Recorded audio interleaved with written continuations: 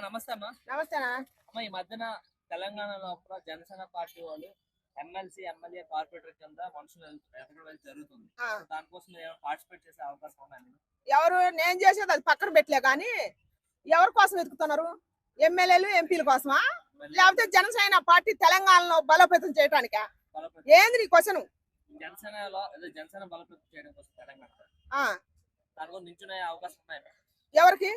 నాకు నాకు లేదు, నాకు లేదే కానీ జనసేన పార్టీ ఆఫీసు జనసేన పవన్ కళ్యాణ్ అన్న స్థాపించిండు కదా. జనసేన పార్టీకి నేను ఒకటే సూచన, నా సలహా.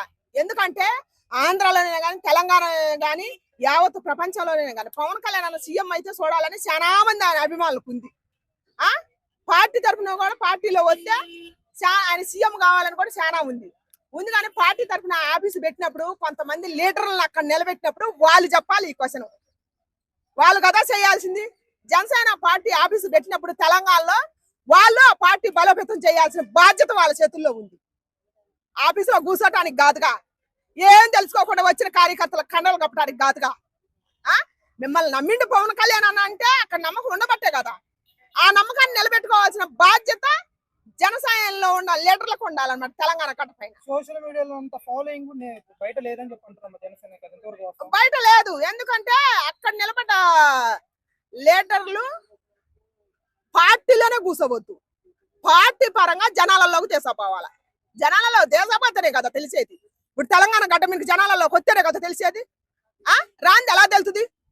ఇప్పుడు పార్టీ ఆఫీస్ పెట్టి ఎన్నాళ్ళు అవుతుంది, ఎన్నెళ్ళు అవుతుంది? జనాలకు తిరగొద్దా? తెలంగాణ గడ్డపై తిరగొద్దా? తిరిగితేనే కదా తెలిసేది జనసేన జెండా. తిరుగుతూనే ఉన్నారు కదా ప్రతి జిల్లాకి వెళ్ళి. ఏది ఎక్కడ ఏరి ఎక్కడ లేదే, తిరిగితేనే తెలిసేది. ఆఫీస్ లో కూర్చొని వచ్చిన వాళ్ళు కళ్ళకండాలు కప్పితే కుదరదు అక్కడ. అసలు పార్టీ కోసం ఏంది, మీ పార్టీ సిద్ధాంతాలు ఏంది చెప్పొద్దు అక్కడ. లీడర్లు అయిన వాళ్ళు చెప్పాలి కదా. నెక్స్ట్ ఏం చెప్పాలనుకుంటున్నా జనసేన విధంగా? జనసేన పార్టీ ముందుకు పోవాలా, తెలంగాణ గడ్డ పైన జనసేన జెండా ఎగరాలా. మన పార్టీ బలోపేతం కావాలంటే దయచేసి జనసేన పార్టీలో ఉన్న లీడర్లు జనాలలోకి వెళ్ళాలా. సమస్య ఏందో, ఎక్కడ సమస్య ఉంటే అక్కడ జనసేన జెండా లేవాలా. లేతేనే కదా జనసేన జెండా పట్టుకునే లీడర్లు ఎంతమంది ఉంది, జనసేన కార్యకర్తలు ఎంతమంది ఉంది, జనసేన పార్టీలోకి ఎంతమంది వచ్చేది తెలిసేది. అది లేనిది ఎట్ట తెలుస్తుంది? ఒక పవన్ కళ్యాణ్ అన్నకు ఒక్కడికే ఉంటే సరిపోతా? ఆయన కింద ఉండే లీడర్లకు కూడా ఉండాలి కదా.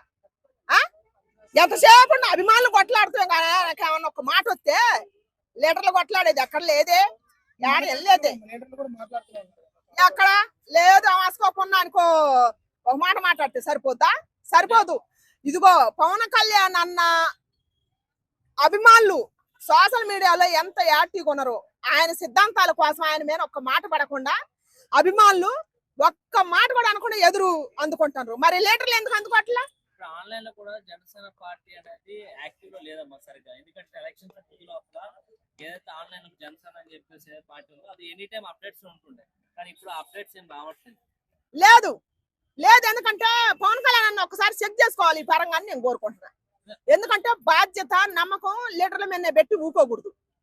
నాయకుడు కొత్తగా పార్టీ పెట్టిండు కాబట్టి స్వయంగా కొన్ని రోజులు కష్టాలు పడాలా. మన కింద లీడర్లు అసలు శాతం రా చేయటం లేదా, మన పార్టీ జనాలలోకి పోతుందా పోవట్లేదా అని ఈ పరంగా ఆలోచించుకోవాలని నేను కోరుకుంటున్నాను. 10 సంవత్సరాలు కష్టపడ్డాడు కదమ్మా, కష్టపడ్డదికే డిప్యూటీ సీఎం అయ్యాడు. అయా కష్టపడ్డాయా, నేనేం చెబుతా ఫస్ట్ కాంచుకోడు ఇదే చెబుతున్నా. ఇప్పుడు జనసేన పార్టీలో పవన్ కళ్యాణ్ అన్న ఒక్కడే నిజాతికి ఉంటే సరిపోదు.